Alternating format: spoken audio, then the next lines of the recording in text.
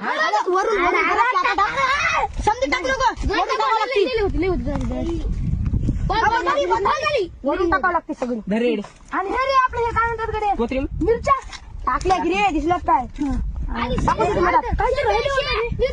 टाकून दिलाय रे टाकून दिलाय अरे मिरच्या टाकल्यात रे लय मिरच्या टाकल्या